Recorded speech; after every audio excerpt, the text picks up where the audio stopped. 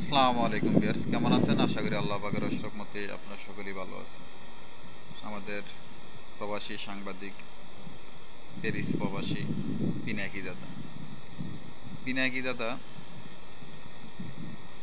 দীর্ঘদিন যাবৎ প্রবাসে থেকে আমাদের দেশের রাজনীতির ভুল ত্রুটি নিয়ে কথা বলেন, উজ্জ্বল ভবিষ্যৎ বাংলাদেশ গড়ার লক্ষ্যে কথা বলেন।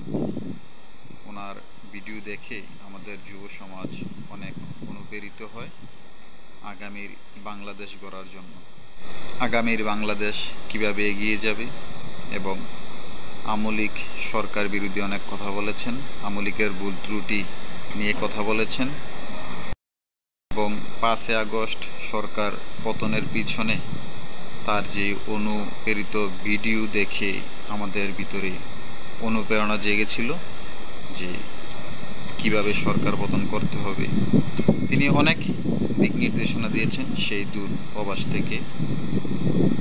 তাকে অসংখ্য ধন্যবাদ এসব আমাদেরকে ডিরেকশন দেওয়ার জন্য। তিনি অনেক পথ দেখিয়েছেন আমাদের, কিন্তু আমাদের বইয়ে যখন সমকামিতা নিয়ে লেখা হয়েছিল, আমাদের ব্র্যাকের প্রফেসর আসিফ মাহতাব স্যার উনি এটা নিয়ে প্রতিবাদ করেন এবং চাকরিচ্যুত হন। এবং সমকামিতার পক্ষে যখন আন্দোলন হয় বাংলাদেশে, তিনি এই নিয়ে কোনো কথা বলেন। তিনি সমকামিতা নিয়ে কথা না বলার পিছনে অনেক কারণ আছে, যেমন নাস্তিক নাদিয়া, যে এই মেয়েটা দেখতে পাচ্ছেন সে হচ্ছে নাস্তিক নাদিয়া, তার সাথে তার একটি সুসম্পর্ক রয়েছে। পিকচার দেখেই বুঝতে পারছেন। আসলে সেটা কতটুকু সত্য জানি না, যদি এমনটা হয়ে থাকে যে আসলেই এটি সত্য, তাহলেই তিনি কথা না বলা পিছনে অনেক কারণ, যেহেতু তার সাথে তার সম্পর্ক, তিনি সমকামিতার পক্ষে এই নাদিয়া।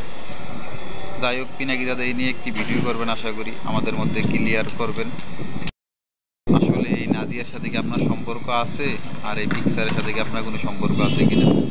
আমরা এই আপনার ভিডিও দেখে জানতে পারবো আসল কাহিনী, আসলে কি এটি সুপার এডিট নাকি না।